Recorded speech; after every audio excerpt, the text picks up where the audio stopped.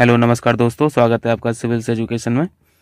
ये UP PCS RO के लिए टेस्ट सीरीज हम लोग कर रहे हैं। टेस्ट नंबर 5 कंटिन्यूएशन में, ठीक है। इसके 20 क्वेश्चंस हम लोगों ने किए थे पिछले सेशन में, टेस्ट पार्ट नंबर 1 में, ठीक है। पार्ट नंबर 1 में टेस्ट नंबर 5 की जो पीडीएफ है, हिंदी वर्जन, इंग्लिश मीडियम और सॉल्यूशन, ठीक है। सॉल्यूशन जो देह वालों का होता है वो बाइलिंगुअल होता है। तो तीनों पीडीएफ मैंने टेलीग्राम पे सेंड कर दी हैं, आप लोग वहाँ से देख लीजिएगा। और कोशिश कीजिए वीडियो अगर देख सकें तो देखिए, क्योंकि इसमें सॉल्यूशन के अलावा भी काफ़ी चीज़ें हम लोग डिस्कस करते हैं। एक क्वेश्चन में काफ़ी चीज़ें कवर करते हैं, तो वो हेल्पफुल रहेगा आप लोगों के लिए रिवीजन के लिए। रिवीजन पॉइंट ऑफ व्यू से बहुत यहाँ पे हम लोग डिटेलिंग करते हैं, तो वो हेल्प करता है, ठीक है। फिर कंटिन्यू करते हैं। 20 क्वेश्चन हो गए थे पार्ट 1 में, 21 से करेंगे। देखिए यहाँ पे पूछा गया है, उत्तर प्रदेश की जनसंख्या निम्नलिखित में से किन किन देशों से अधिक है। यूपी की जो पॉपुलेशन है 2011 के सेंसस के अनुसार वो कितनी है, वो लगभग 20 करोड़ है ना। 20 करोड़ है। एग्जैक्ट फिगर अगर आपको जानना है तो ये मैं लिख दे रहा हूँ यहाँ पे 19981231, ठीक है। एग्जैक्ट फिगर याद रखने की जरूरत नहीं है, आप इतना याद रखिए, मोटा मोटा 20 करोड़ है, ठीक है। जापान से ज़्यादा है, पाकिस्तान से भी ज़्यादा है और ब्राज़ील से ज़्यादा है, ठीक है। इंडोनेशिया से ज़्यादा नहीं है। वैसे अगर ग्लोबली बात करें, उत्तर प्रदेश का स्थान 5वां आता है पॉपुलेशन में, तो यहाँ पर इंडोनेशिया को हटा दीजिए, 1 2 3 हो जाएगा, ठीक है। चलिए, अगर पॉपुलेशन डेंसिटी की बात करें, उत्तर प्रदेश की पॉपुलेशन डेंसिटी कितनी है पर स्क्वायर किलोमीटर में, कितना यहाँ पे व्यक्ति है, 829 है ना, 829 पढ़ते हैं, तो इफेक्ट याद रखना। अगर डिस्ट्रिक्ट की बात करें, सबसे कम पॉपुलेशन डेंसिटी कौन सी डिस्ट्रिक्ट की है उत्तर प्रदेश में, वो हम लोग ललितपुर पढ़ते हैं, है ना। ललितपुर और किस लिए फेमस है, यूरेनियम के लिए, ठीक है। यूरेनियम के रिजर्व यहाँ पे खोजे गए हैं। और यहाँ पे यूपी से कौन सा क्वेश्चन बन सकता है, ये कभी कभी पूछ लेता है कि ठीक है, ये लगभग 20 करोड़ पॉपुलेशन है, 20 करोड़ पॉपुलेशन है उत्तर प्रदेश की, ये इंडिया में कहाँ स्टैंड करती है, कितने परसेंट स्टैंड करती है, तो ये हम लोग पढ़ते हैं 16.5%, ठीक है। पूरे इंडिया में अगर उत्तर प्रदेश का कंट्रीब्यूशन देखें तो 16.5% पॉपुलेशन का कंट्रीब्यूशन है। आगे चलें, चलिए 22 देखें। उत्तर प्रदेश में सिंचाई के मुख्य साधनों का अवरोही क्रम बताएं। अवरोही क्रम यानी घटते क्रम में, ठीक है, घटते क्रम में। तो कंट्रीब्यूशन हम लोग समझते हैं। यहाँ पे जो इरीगेशन का प्रमुख साधन है वो है ट्यूबवेल, है ना, यही पढ़ते हो। उसके बाद फिर नहर का नंबर आता है, उसके बाद फिर तालाब का नंबर आता है, तालाब कुएं वगैरह हो जाएंगे, ठीक है। तो यहाँ पे राइट आंसर क्या हो जाएगा, देख लीजिए, नलकूप हुआ, नहर हुआ, तालाब कुएं, अन्य साधन हुए, सी ऑप्शन यहाँ पे राइट हो जाएगा। अगर थोड़ा सा कठिन बनाना चाहेगा एग्जामिनर, तो यहाँ पे कॉन्ट्रीब्यूशन पूछ सकता है एग्जैक्ट, कि नलकूप का कितना यहाँ पे प्रतिशत भाग है जिसकी सिंचाई नलकूपों के द्वारा होती है, तो ये फिगर आप लोग याद रखें। एक आध बार क्वेश्चन शायद पूछा भी है। 79% कॉन्ट्रीब्यूशन सिर्फ ट्यूबवेल का है, नहर का कॉन्ट्रीब्यूशन 19% है, ठीक है। बाकी फिर जो बचा कुचा होगा वो बाकी हो जाएगा, तो ये 2 फैक्ट भी याद रखें। और ट्यूबवेल का तो देखो अच्छा खासा यहाँ पे कॉन्ट्रीब्यूशन लिए बैठा उत्तर प्रदेश इरीगेशन के मैटर में। देखें 23 में है, निम्नलिखित में से कौन आधुनिक उत्तर प्रदेश में स्थित महाजनपद है। 16 महाजनपद हम लोग पढ़ा करते हैं, ठीक है। देखिए उत्तर प्रदेश में जो प्राचीन महाजनपद थे 16 में से 8 बिलोंग करते हैं यूपी से, ठीक है। ये 8 का फैक्ट आपको याद रखना है। ये 8 कौन कौन से हैं, मैं यहाँ पे साइड में लिखा हूँ, इनको देखिए, कुरु, पांचाल, काशी, कौशल, सूरसेन, चेदी, वत्स और मल। इनकी कैपिटल्स पूछा जाता है, मैचिंग में ये काम आता है, तो मैं यहाँ पे बता दे रहा हूँ, कैपिटल्स भी बता दे रहा हूँ। देखिए, कुरु की कैपिटल हुआ करती थी इंद्रप्रस्थ, पांचाल की अहिछत्र, काशी की काशी कैपिटल थी, कौशल की श्रावस्ती कैपिटल थी, सूरसेन की मथुरा, चेदी की सोतीवती, वत्स की कौशाम्बी और मल्ल की कुशीनारा या फिर कुशीनगर। ये कैपिटल्स भी याद रखना, स्क्रीनशॉट ले लेना, काम आएगा। तो यहाँ पे देख लीजिए उत्तर प्रदेश से कौन बिलोंग कर रहा है, कौशल भी कर रहा है, आपने देखा यहाँ पे, ठीक है, पांचाल भी कर रहा है, सूरसेन भी कर रहा है, वत्स भी कर रहा है, यहाँ पे सभी सही हो जाएगा, हो जाएगा। चलिए 24 देखिए, उत्तर प्रदेश में जमींदारी उन्मूलन कानून 1950 लागू कब हुआ, इंपॉर्टेंट क्वेश्चन है। 1 जुलाई 1952 लागू हुआ था, 1952 से, यहाँ पे सी ऑप्शन राइट हो जाएगा। और यहाँ पे एक टर्म लिखा है जमींदारी उन्मूलन, है ना, तो यहाँ पे आपको एक चीज़ तुरंत याद आ जानी चाहिए, कॉन्स्टिट्यूशनल अमेंडमेंट एक्ट पहला, फर्स्ट क्या था, यही था, लैंड रिफॉर्म से संबंधित, ठीक है। इससे क्या हुआ था, पहले कॉन्स्टिट्यूशनल अमेंडमेंट एक्ट जो 1951 में हुआ था, इसी से तो 9th शेड्यूल जोड़ी गई थी ना, 9th शेड्यूल नवीं अनुसूची जो है, ये किससे संबंधित है, इसी से संबंधित है, लैंड रिफॉर्म से। और ये जो पहला संविधान संशोधन हुआ, ये अपने आप में बहुत बड़ा अमेंडमेंट था, इसमें काफ़ी चेंजेस हुए संविधान में। इस संविधान संशोधन ने आर्टिकल 15 में चेंजेस किए, 19 में चेंजेस किए, 85 में किए, 87 में किए, 174 में किए, 176 में किए, 341 में किए, 342 में किए, 372 में किए और 376 में किए। ये सारे आर्टिकल्स में चेंजेस हुए थे पहले संविधान संशोधन से, ठीक है। और ख़ासतौर से हम लोग जो पहला संविधान संशोधन पढ़ते रहते हैं, बस इतना ही जानते हैं लैंड रिफॉर्म के बारे में, कि ठीक है, नवीं अनुसूची इससे जोड़ी गई थी और भूमि सुधार के कुछ प्रोविजन इस संविधान संशोधन से डाले गए थे। बट ये चीज़ भी ध्यान रखा करें, ठीक है, कि ये अपने आप में बहुत बड़ा संविधान संशोधन था और इससे तमाम यहाँ पे प्रोविजन में चेंजेस किए गए थे। और इसी संविधान संशोधन से 2 आर्टिकल और जोड़े गए थे जिसमें बड़ी डिबेट चली थी, है ना, आर्टिकल 31A और आर्टिकल 132B, क्योंकि ये सीधे सीधे संबंधित थे प्रॉपर्टी से, है ना, प्रॉपर्टी से, रियल एस्टेट से। और ये आर्टिकल जो 31 था, 31, 31A, 31V, 31 में तो इस तरीके के प्रोविज़न थे कि यहाँ पे स्टेट को बहुत ज़्यादा पावर थी, ठीक है, स्टेट को बहुत ज़्यादा पावर थी। इसका मतलब है कि आर्टिकल 31 में ऐसे प्रोविज़न थे जिसने स्टेट को बहुत ज़्यादा पावरफुल बना दिया था। आर्टिकल 31 के तहत आप 9th शेड्यूल में जो लैंड रिफॉर्म वाले प्रोविज़न है इनको आप चैलेंज नहीं कर सकते हो, ठीक है, कोर्ट ऑफ लॉ में यानी जुडिशरी में। तो जब चैलेंज नहीं कर सकते हो तो ये पूरा का पूरा पावर किसको है? ये स्टेट्स के पास पूरी पावर है कि वो जो भी करना चाहे रियल एस्टेट के मामले में, प्रॉपर्टी के मामले में, वो कर सकती है। इसको अलग सेंस में अगर पढ़ के देखें तो इसका मतलब क्या निकल रहा है? इसका मतलब ये निकल रहा है कि अगर सिटीजन्स के फंडामेंटल राइट्स भी वायोलेट होते हैं, सिटीजन्स के फंडामेंटल राइट्स वायोलेट हो रहे हैं, तब भी आप 9th शेड्यूल को चैलेंज नहीं कर सकते हैं। ऐसा प्रोविज़न था आर्टिकल 31 में, यानी आर्टिकल 31 सीधा सीधा 9th शेड्यूल को प्रोटेक्ट कर रहा था। ठीक है, तो ये कुछ बातें बैकग्राउंड में थी, इनको भी जानना चाहिए। इसका आंसर मिल गया था ना इस क्वेश्चन का, 1 जुलाई 1952। चलिए देखें 25 में क्या है। भारतीय राष्ट्रीय कांग्रेस के उत्तर प्रदेश में हुए सम्मेलनों में कौन सा एक योग में सही सम्मिलित नहीं है? देखिए इंडियन नेशनल कांग्रेस के सेशन कब कब हुए? इंडियन नेशनल कांग्रेस कौन था यहाँ पे? वाइसराय डफरिन थे, है ना, ये 1885 की बात है। और जो 8-10 शुरुआती जो सेशन हुए उनको हमने कोडिंग से भी पढ़े हैं कई बार, मुकवई बकना के नाम से, है ना, तो मैं उसको दोबारा नहीं बता रहा हूँ, काफ़ी चर्चा हो चुकी है उन सबकी, यहाँ पे देख लीजिए। देखिए लखनऊ में 1892 में जो सेशन हुआ, इनको चेयर किया था, सेशन को चेयर किया था रमेश चंद्र दत्त ने, ठीक है, आरसी दत्त ने। इलाहाबाद का 1910 में विलियम बैडन, ये भी करेक्ट है। लखनऊ 1916, ये तो बहुत इंपॉर्टेंट है क्योंकि यहाँ पे समझौता हुआ था ना, एग्रीमेंट हुआ था इंडियन नेशनल कांग्रेस में और मुस्लिम लीग में, और इसको चेयर किया था किसने? AC मजूमदार ने किया था, जवाहरलाल नेहरू ने नहीं, AC मजूमदार। तो ये गलत हो गया, ये करेक्ट है, AC Majumdar. Banaras 1905, GK Gokhale. Important होते हैं सारे ये सेशन, ठीक है। गलत पूछा था यहाँ पे, सी ऑप्शन गलत हो जाएगा। अगर पूछा जाए आपसे उत्तर प्रदेश में इंडियन नेशनल कांग्रेस के कितने सेशन हुए, तो आपको 9 याद रखना है, ठीक है।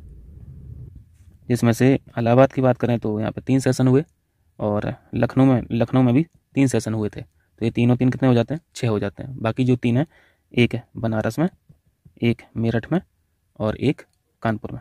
कानपुर याद आ रहा? 1925 सरोजनी नायडू। तो ये टोटल 9 हो जाते हैं, कर लेंगे।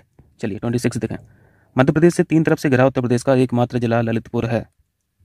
ये बिल्कुल करेक्ट है। अगर उत्तर प्रदेश की बात करें, मैप की बात करें, तो आपने ललितपुर को देखा होगा। ललितपुर एक तरह से इंडिया का श्रीलंका की तरह है ना, नीचे लटका हुआ है, और ये तीनों तरफ से मध्य प्रदेश से घिरा हुआ है, ठीक है। तो ये बात सही है। ललितपुर के बारे में क्या भी पढ़ा आपने? यूरेनियम पढ़ा, यूरेनियम के रिजर्व यहाँ पे मिलते हैं। पॉपुलेशन डेंसिटी उत्तर प्रदेश में बाकी जिलों से सबसे कम यहीं पे है, ठीक है, ललितपुर में है। और यहाँ पे देवगढ़ का मंदिर बहुत फेमस है, देवगढ़ का मंदिर, इसको दशावतार का मंदिर भी बोलते हैं। देवगढ़ एक जगह है, देवगढ़ जो जगह है यहीं पे दशावतार का मंदिर है विष्णु जी का, ठीक है। ये गुप्ता पीरियड का टेम्पल है, ये पूछा जाता है, गुप्ता पीरियड। और ललितपुर को क्या बोला जाता है? सिटी ऑफ डैम, ठीक है, सिटी ऑफ डैम, क्योंकि डैम बहुत ज़्यादा है। हम लोग माता टीला पढ़ते हैं, हम लोग राजघाट पढ़ते हैं, हम लोग एक गोविंद सागर डैम भी है, ठीक है, ललितपुर में गोविंद सागर डैम। दूसरा स्टेटमेंट है, उत्तर प्रदेश की सीमा से लगा सबसे छोटी सीमा वाला राज्य हिमाचल प्रदेश है। ये बात भी सही है। देखो ये मैपिंग बेस्ड क्वेश्चन है पूरा, तो मैपिंग तो यार आनी चाहिए। मैपिंग पे कमांड हो जाती है ना, तो ज्योग्राफी के क्वेश्चन हो जाते हैं। दोनों बातें यहाँ पे सही है। देखें 27, स्वतंत्र भारत के निम्न प्रधानमंत्रियों में से किसका निर्वाचन क्षेत्र उत्तर प्रदेश से रहा? चलिए देख लेते हैं। मोदी जी का तो हम लोग देखते हैं बनारस, ठीक है, इनका चुनाव क्षेत्र क्या है? निर्वाचन क्षेत्र बनारस है। चंद्रशेखर का कहाँ है? चंद्रशेखर का बलिया से था, ठीक है, ये बलिया से चुनाव लड़ते थे। वीपी सिंह बताइए जल्दी से, ये फतेहपुर से थे, ठीक है, फतेहपुर इनका निर्वाचन क्षेत्र हुआ करता था। चौधरी चरण सिंह ये बागपत। और लाल बहादुर शास्त्री ये इलाहाबाद है, ठीक है। तो यहाँ पे 5 हो गए जो उत्तर प्रदेश से बिलोंग करते थे। उत्तर प्रदेश से कितने PM रहे हैं? 9 PM रह चुके हैं, ठीक है। तो यहाँ पे हो जाएगा उपरोक्त सभी। चलिए 28 देखें। उत्तर प्रदेश में ई डिस्ट्रिक्ट परियोजना का शुभारंभ कब किया गया? फैक्चुअल क्वेश्चन है, बट फैक्चुअल क्वेश्चन कठिन होते हैं, तो याद रखिए इसको, 2009 में, ठीक है। इस प्रोजेक्ट को लॉन्च किया गया था 2009 में। एक इंपॉर्टेंट योजना होती है उत्तर प्रदेश से 1995, ठीक है। बताइए क्या है? मिड डे मील, है ना, मिड डे मील।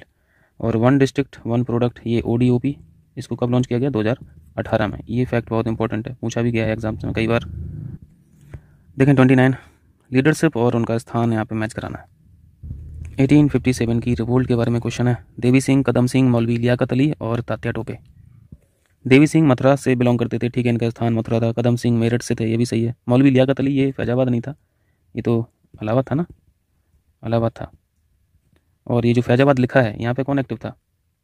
यहाँ पे थे मौलवी अहमद उल्ला, ठीक है, अहमद उल्ला, और तात्या टोपे, ये कालपी, सही मैच है, ठीक है। चलिए, तो यहाँ पे गलत बताना था, सी ऑप्शन यहाँ पर राइट हो जाएगा। सेकंड 30, उत्तर प्रदेश का निम्नलिखित में से कौन सा जिला नेपाल के साथ सीमा साझा नहीं करता? मैप खोलिए भाई तुरंत। उत्तर प्रदेश के ऐसे कितने जिले हैं, ऐसी कितनी डिस्ट्रिक्ट हैं जो नेपाल से बॉर्डर शेयर करती हैं? ये क्वेश्चन पूछा गया है, ये आपको याद रखना है, 7, जिसमें से 7 हैं लखीमपुर खीरी, पीलीभीत, महाराजगंज, बहराइच, बलरामपुर, श्रावस्ती और सिद्धार्थनगर। आप ये देखेंगे तो आपको दिख जाएगा मैप पे, नेपाल से बॉर्डर शेयर होती है। शाहजहाँपुर तो अंदर है ना, शाहजहाँपुर बॉर्डर शेयर नहीं करता है नेपाल से, बी ऑप्शन यहाँ पर राइट हो जाएगा। क्लियर है? चलिए 31 देखें। उत्तर प्रदेश में स्थापित कमीशन है और उनके गठन वर्ष बताना। राज्य सूचना आयोग 2005, सही मैच है। राज्य महिला आयोग 2013, सही मैच है। राज्य मानव अधिकार आयोग 2002, सही मैच है, ठीक है। यहाँ पे उपरोक्त सभी हो जाएगा। वीडियो को पॉज करना, तब याद करना, तभी सीख पाओगे, एक नज़र से याद नहीं होता है फैक्चुअल क्वेश्चन। देखें 32 कथन कारण का क्वेश्चन है। 24 जनवरी 2018 को प्रथम उत्तर प्रदेश दिवस मनाया गया। कई बार क्वेश्चन पूछा गया है ना, बताएं इसको। ये आपको ध्यान रखना है, 2018 से प्रथम उत्तर प्रदेश दिवस मनाया जा रहा है। 2018 को पहला मनाया गया था। क्लियर?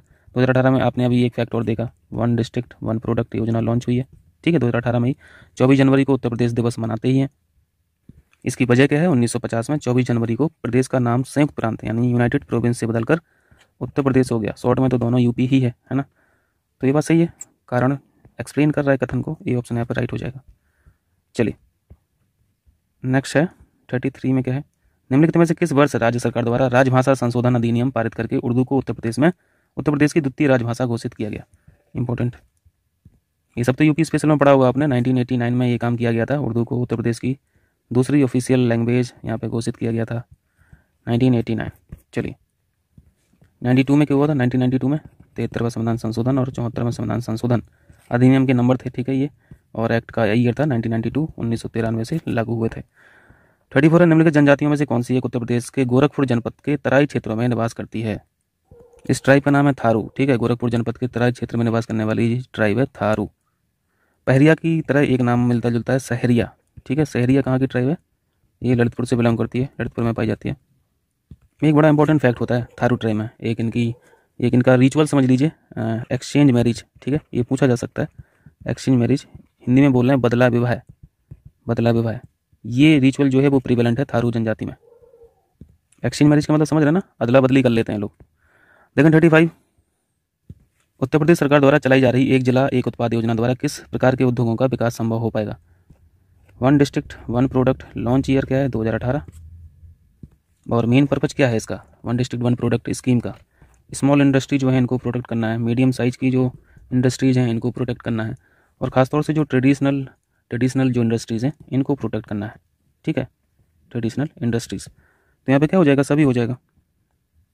चलिए ये ईयर तो हम लोग को पता है 1 डिस्ट्रिक्ट 1 प्रोडक्ट, और तारीख भी याद रखना है भाई, यूपी जो डे होता है, ठीक है, 24 जनवरी 2018।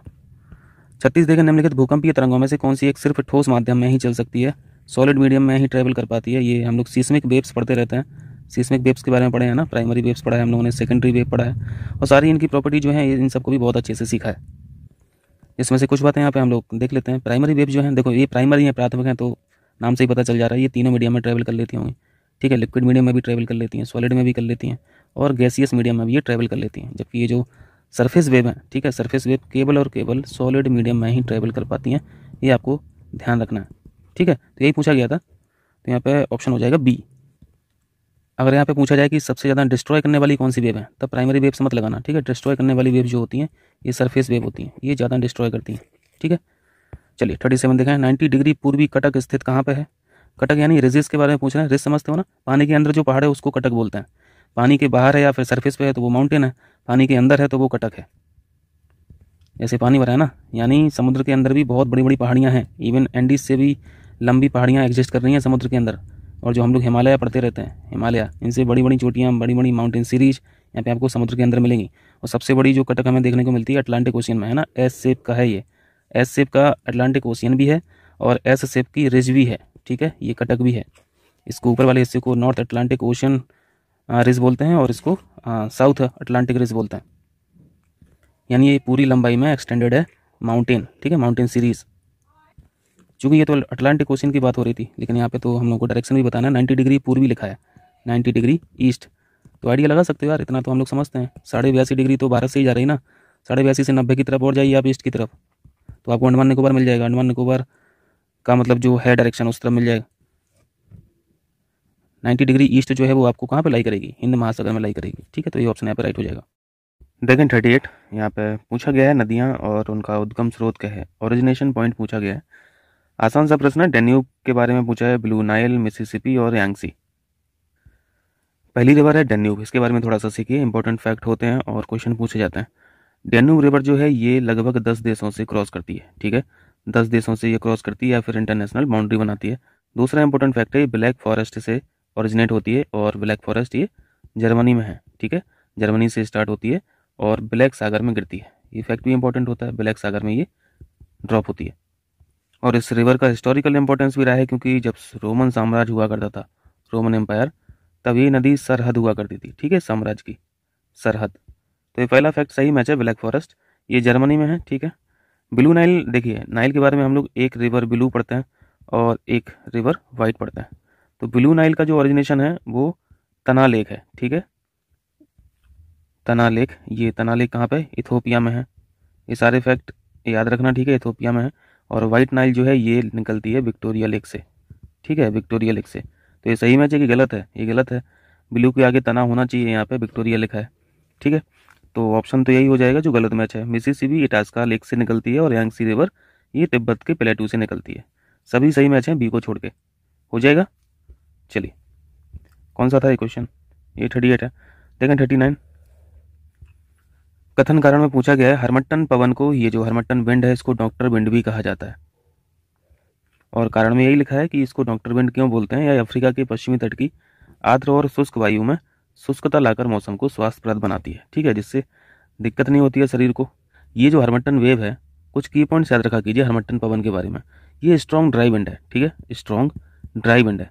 तो अब ड्राई से आप लोग समझ सकते हैं कि इसमें मॉइस्चर नाम की कोई चीज़ नहीं है। ठीक है, मॉइस्चर अगर पर्याप्त मात्रा में रहे तब तक कोई दिक्कत नहीं है। अगर मॉइस्चर की अमाउंट अगर ज़्यादा हो जाती है हवा में, तब वो फिर दिक्कत करती है। दिक्कत होने से मतलब हमारा ये है कि पसीना फिर निकल नहीं पाता है बॉडी से। ठीक है, अगर पर्याप्त मात्रा में है मॉइस्चर तब कोई दिक्कत नहीं है शरीर को। अगर ज़्यादा मॉइस्चर हो जाता है एयर में तो फिर पसीना निकलने में दिक्कत होती है, और जब पसीना नहीं निकल पाए तो आपको उमस फील होती है बहुत ज़्यादा। ठीक है, तो ये फिर प्रॉब्लम करती है। और अगर आपने एक की पॉइंट पकड़ लिया कि ये स्ट्रॉन्ग ड्राई विंड है, तो आप इसका ओरिजिनेशन पॉइंट भी आराम से निकाल सकते हैं कि भैया ये कहाँ से शुरुआत होती होगी इसकी। सहारा डेजर्ट से है ना, ये डायरेक्टली ब्लो करती है सहारा डेजर्ट से, इसी वजह से गर्म होती है, ड्राई होती है। और साथ में अब सहारा डेजर्ट है तो डस्ट भी होगा साथ में, तो ये हॉट भी है, ड्राई भी है, डस्टी भी है। इस विंड को डॉक्टर विंड कहने के दो कारण हैं। एक तो आपने ये सीखा, ठीक है, उमस पसीना वाला सीन। दूसरा कारण ये है कि ये चूंकि बहुत ज़्यादा ड्राई है, बहुत ज़्यादा ये हॉट है और बहुत ज़्यादा ये डस्टी है। तो देखो ड्राई होने से क्या होता है, ड्राई होने से पेस्ट पैदा नहीं होते हैं, है ना। ये जो जर्म होते हैं, ठीक है, पेस्ट हुए, जर्म हुए, ये सब मर जाते हैं ड्राइनेस की वजह से। तो जब ये कीड़े कीटाणुओं को मार देगी तो क्या होगा, बीमारी कम से कम आएंगी, है ना। तो यहाँ पे ये दो रीज़न यहाँ पे आपको सीखना था, तो अब हो गया। ठीक है, यहाँ पे ए ऑप्शन हो जाएगा। और इसकी ये फ्लोइंग डायरेक्शन समझ रहे हैं ना, जैसे अफ्रीका का मैं यहाँ पे रनिंग हैंड से बना दे रहा हूँ तो आपको थोड़ा सा आइडिया हो जाएगा। यही है ना, हरमट्टन की डायरेक्शन क्या है, ये सहारा डेजर्ट से फ्लो करती है। डायरेक्शन देखते जाना, क्योंकि क्वेश्चन में अगर पूछेगा स्टेटमेंट में तो डायरेक्शन भी पूछता है। तो हरमट्टन की ये डायरेक्शन है, ये डायरेक्शन कौन सी है, ये डायरेक्शन कौन सी है, इधर से इधर आ रही है ना। तो ये नॉर्थ ईस्ट है और ये वेस्ट और साउथ है। तो ये नॉर्थ ईस्ट से वेस्ट साउथ की तरफ फ्लो करती है। और ये कौन सी गल्फ है, ये गल्फ ऑफ गिनी है। ठीक है, गल्फ ऑफ गिनी की तरफ ये फ्लो करती है। तो ये डायरेक्शन याद रखना। चलिए 40 देखें, पृथ्वी से परावर्तित ऊष्मा को भौमिक विकिरण कहा जाता है। भौमिक विकिरण का यहाँ पे अंग्रेजी लिखा हुआ है टेरेस्ट्रियल रेडिएशन। ठीक है, टेरेस्ट्रियल रेडिएशन। और ये परावर्तित ऊष्मा समझ रहे होंगे, रिफ्लेक्टेड हीट जो है। देखिए आप लोगों ने एक टर्म पढ़ा होगा ज्योग्राफी में, इंसोलेशन। इंसोलेशन क्या होता था, इंसोलेशन रेफर करता है कि ये सोलर रेडिएशन की जो जितनी अमाउंट प्लानट तक यानी ग्रह तक पहुंच रही है, ये इंसोलेशन है। तो पृथ्वी की सतह से पहुंचने से पहले ये वातावरण की जो लेयर्स हैं, एटमॉस्फेरिक लेयर जो हम लोग पढ़ते हैं, यहाँ से भी तो गुजरना पड़ेगा ना इस इंसोलेशन को। तो बहुत सारी अमाउंट जो है वो अपर लेयर है जो एटमॉस्फेयर की, यही ऑब्जर्व कर लेता है। तो जितनी हीट पृथ्वी की सतह तक पहुंच रही है, इसी को बोलते हैं इंसोलेशन। और जबकि ये जो रेडिएशन पृथ्वी की सतह एमिट करती है, ठीक है, पृथ्वी की सतह, ये पृथ्वी है, जितनी अमाउंट में एमिट हो रहा है हीट, इसे बोलते हैं टेरेस्ट्रियल रेडिएशन यानी भौमिक विकिरण। इतनी चीज समझ में आई। तो यही बात यहाँ पे लिखी है कि रिफ्लेक्टेड हीट जो है अर्थ सरफेस से, इसी को बोला जा रहा है टेरेस्ट्रियल रेडिएशन। तो पहली बात सही है, भौमिक विकिरण दीर्घ तरंगों वाला होता है। ये बातें तो हम लोग समझते हैं कि रेडिएशन जो अर्थ एमिट करता है वो लॉन्ग वेव में करता है, ठीक है, लॉन्ग वेव के फॉर्म में ये एमिट होती हैं। दोनों बातें यहाँ पे सही हो जाएंगी, समझ आया। चलिए 41 देखिए, जनजातियां और उनके निवास स्थान। आसान सा प्रश्न है, कई बार करते रहते हैं इन सबको हम लोग। बुशमैन कहाँ की है? कलारी डेजर्ट की है। पिग्मी कॉन्गो बेसिन से बिलोंग करती है, और बद्दू सहारा मरुस्थल से बिलोंग करती है। तीनों सही है यहाँ पे, ठीक है, और तीनों ही इंपॉर्टेंट है, क्वेश्चन मिलते रहते हैं इससे। 42 है, दक्षिण अमेरिका महाद्वीप के पश्चिमी तटवर्ती क्षेत्रों में समुद्री पक्षियों से प्राप्त खाद्य को क्या कहा जाता है? सुपर इंपॉर्टेंट क्वेश्चन, नया क्वेश्चन हो सकता है। वैसे भी साउथ अमेरिका जो कॉन्टिनेंट है ये जाना जाता है एग्रीकल्चरल फार्म्स के लिए, है ना, इसके लिए बड़ा फेमस है कॉन्टिनेंट, बहुत बड़े स्तर पर काम होता है। पशुपालन से संबंधित इंडस्ट्रीज यहाँ पे अच्छी खासी डेवलप्ड है। देखिए ये जो क्वेश्चन में पूछा गया है, समुद्री पक्षियों से प्राप्त खाद्य को बोला जाता है गुआनो, ठीक है, गुआनो। जबकि ये जो गुआंको है, गुआंको होते हैं अर्जेंटीना के पशुपालक, ये पशुपालक हैं गुआंको। और एंक्टासिया, इसको भी ध्यान रखना है, एंक्टासिया इसी टर्म्स के बारे में पूछा जा सकता है सिर्फ, ये क्या है तो इसको आपको ध्यान रखना है। ये एनिमल फार्म्स हैं, ठीक है, इनके फार्म के ये नाम है, और जो बहुत बड़े स्तर के रहते हैं, यानी जिनको बोला जाता है ना जाइंट एनिमल फार्म, ये है एंक्टासिया। क्लियर है? तो यहाँ पे तीनों फैक्ट याद रखना है इसके बारे में, 42 के बारे में। देखें 43, निम्नलिखित में से कौन सा एक मध्य अमेरिकी देश नहीं है? मैप खोलिए जल्दी से, लैटिन अमेरिकी जो कंट्रीज हैं देखें जल्दी से। निकारागुआ आपको दिख जाएगा, साल्वाडोर दिख जाएगा, है ना, आपको बेलिज भी दिख जाएगा, गुयाना नहीं दिखेगा, ये तो आपको साउथ अमेरिका कॉन्टिनेंट में दिखेगा, मिडिल में नहीं है, तो यहाँ पे बी ऑप्शन राइट हो जाएगा। देखें 44, निम्नलिखित पेयर्स में से कौन सा एक सही सम्मिलित नहीं है? वन्यजीव संरक्षण अधिनियम जिसे बोलते हैं wild life protection act, wild life protection act ये कब का है? ये 1972 का है, सही मैच है। फॉरेस्ट एक्ट हम लोग पढ़ते हैं 1980 का, ये भी सही मैच है। पर्यावरण संरक्षण अधिनियम जिसे बोलते हैं एनवायरमेंट प्रोटेक्शन एक्ट EPA, ये 1986 का है, ये भी सही है। और जैव विविधता अधिनियम ये कब का है? ये 2002 का है, ठीक है, 2000 का नहीं है। तो ये तो बहुत ही बेसिक सा क्वेश्चन है, गलत बताना था यहाँ पे, डी ऑप्शन यहाँ पे सही है। 45, देखें यहाँ पे कौन सा युग्म एक ही वर्ग से संबंधित है? क्वेश्चन पूछा गया है आपसे ग्रासलैंड के बारे में। ग्रासलैंड के बारे में हम लोग 2 फैक्ट पढ़ते हैं। ये जो घास के मैदान है इसमें से कुछ ट्रॉपिकल भी हैं, है ना, ट्रॉपिकल भी हैं, और कुछ टेम्परेट भी हैं। ट्रॉपिकल का मतलब है कि उष्णकटिबंधीय, और टेम्परेट का मतलब है शीतोष्ण कटिबंधीय। तो ये सब तो आना चाहिए। अब यहाँ पे देखिए कौन सा उष्ण है, कौन सा शीतोष्ण है। कंपोज कैसा है? ये ट्रॉपिकल है, ठीक है, ट्रॉपिकल है। और डाउन्स कैसा है? ये टेम्परेट है।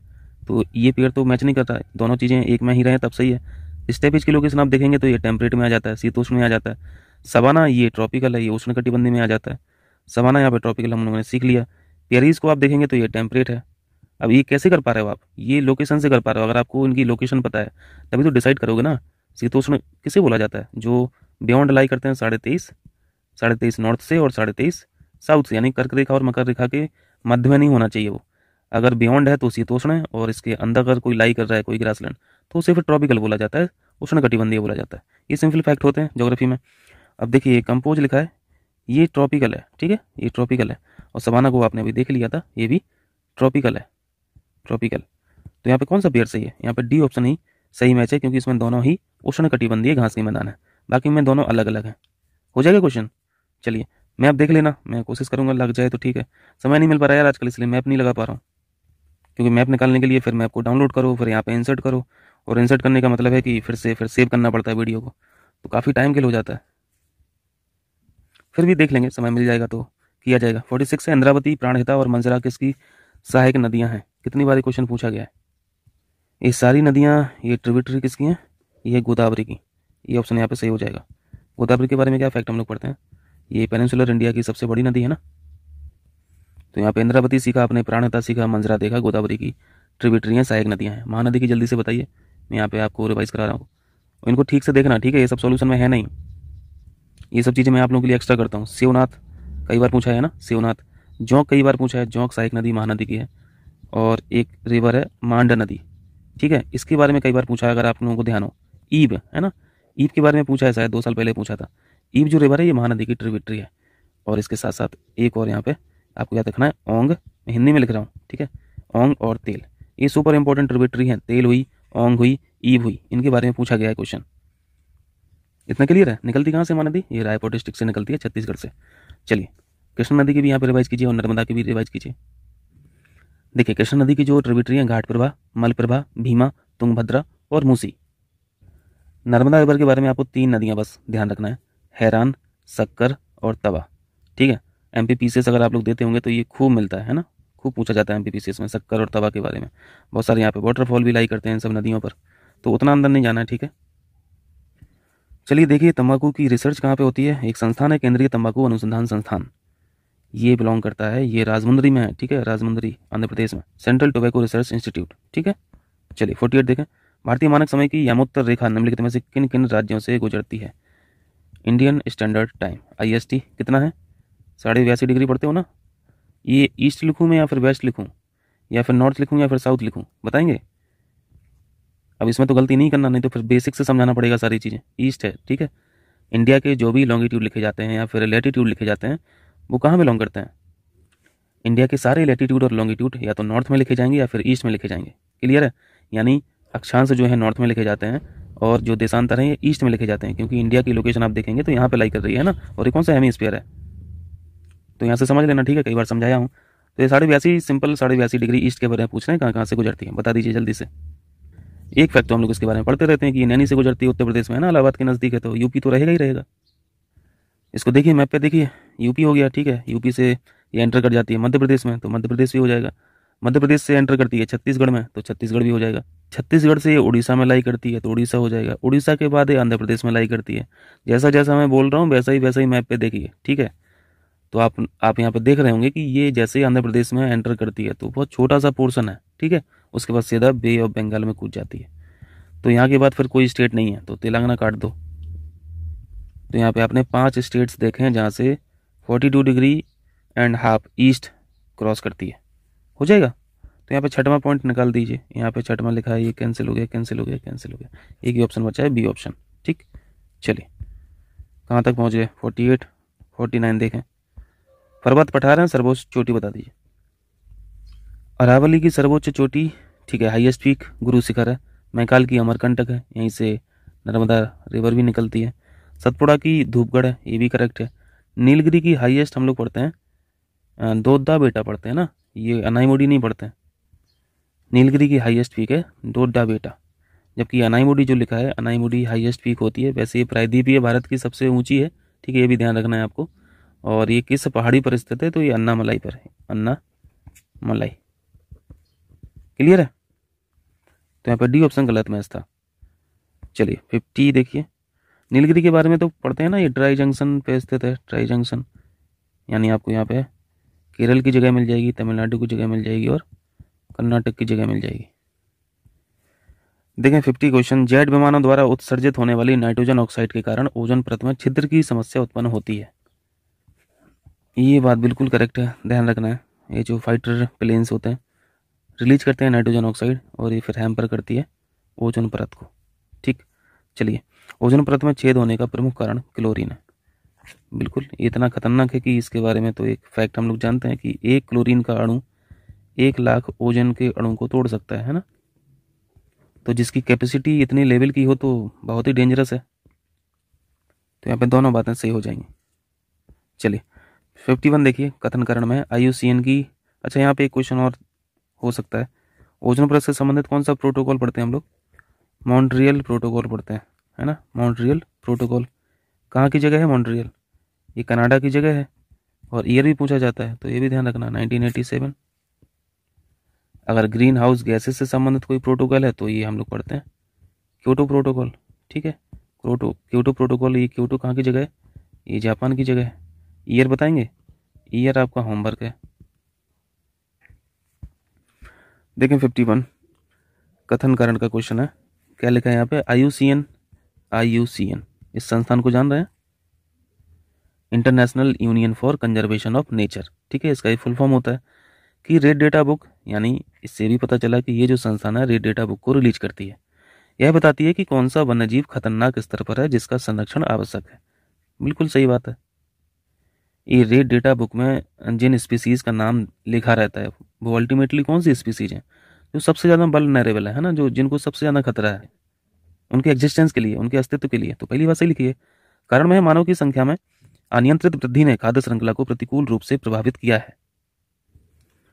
तो ये इंडिविजुअल सही है, बट इसको एक्सप्लेन थोड़ी ना कर रहा है ना, क्योंकि कथन में तो सिर्फ रेड डेटा बुक के बारे में बताया जा रहा है कि ये जिन स्पीसीज़ को रखता है वो कौन सी स्पीसीज होती हैं, ठीक है, जबकि ये कारण में ये डिफरेंट कारण है। तो यहाँ पे दोनों सही हैं, बट एक्सप्लेन नहीं कर रहा, तो बी ऑप्शन यहाँ पे राइट हो जाएगा। यहाँ पे एक क्वेश्चन इंपॉर्टेंट बनता है कि ये जो स्पीसीज एक्सटिंक्ट हो जाती हैं तो कितने साल तक नहीं देखी जानी चाहिए वो स्पीसीज, है ना, तो वो ईयर पूछता है।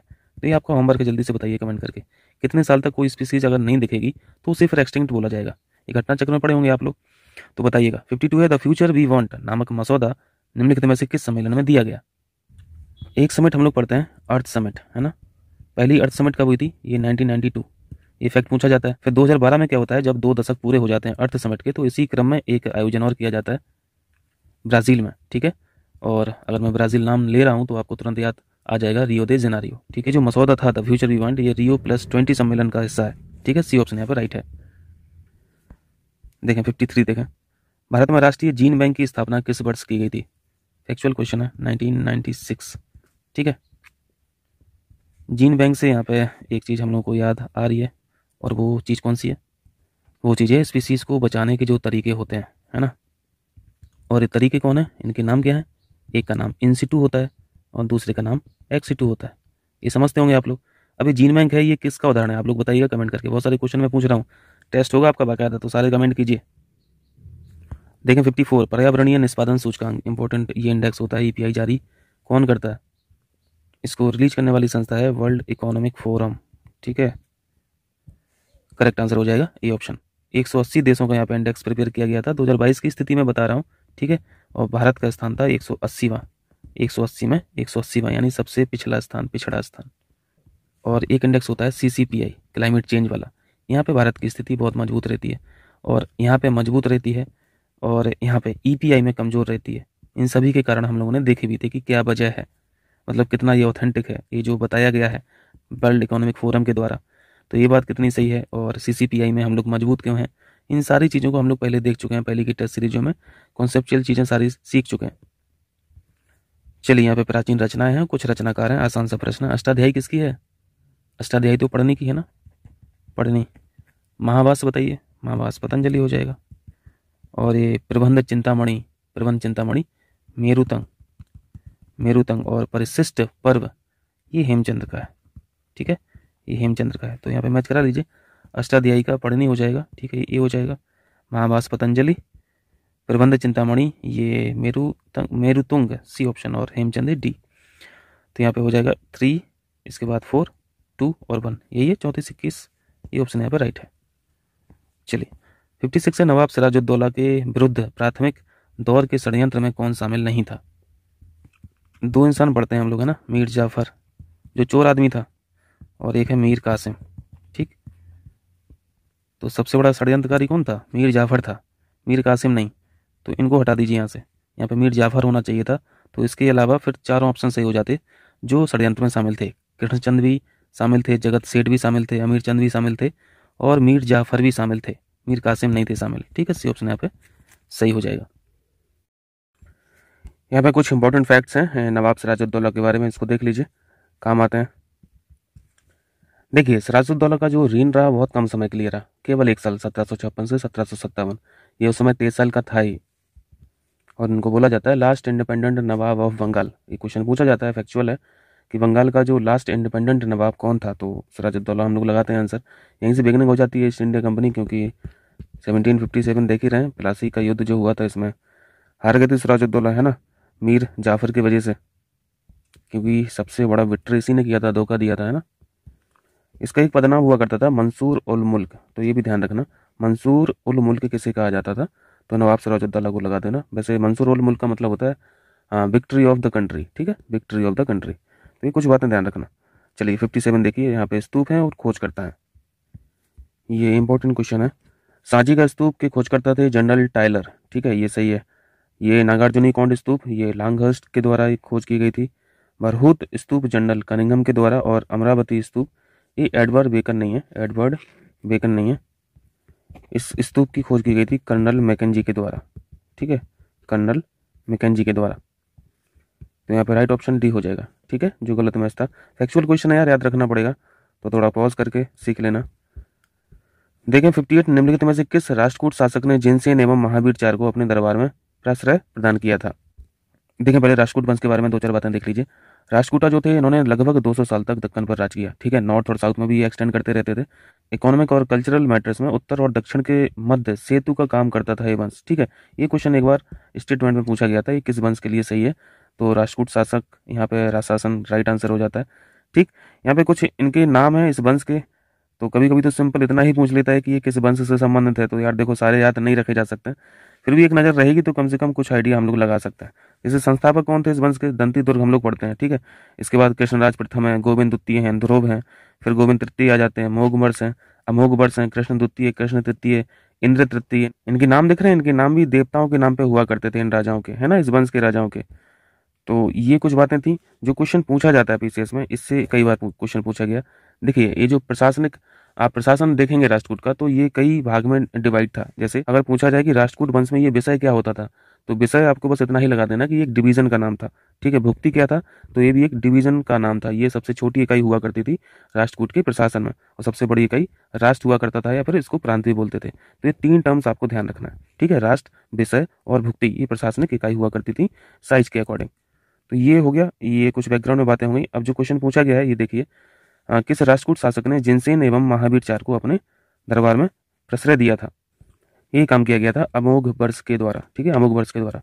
तो एक बात तो हम लोग क्वेश्चन से सीख रहे हैं कि ये जो जिनसेन थे, महावीर चार थे, ये राष्ट्रकूट शासन में, ये राष्ट्रकूट शासक के दरबार में रहते थे, ठीक है। चलिए 59 देखें।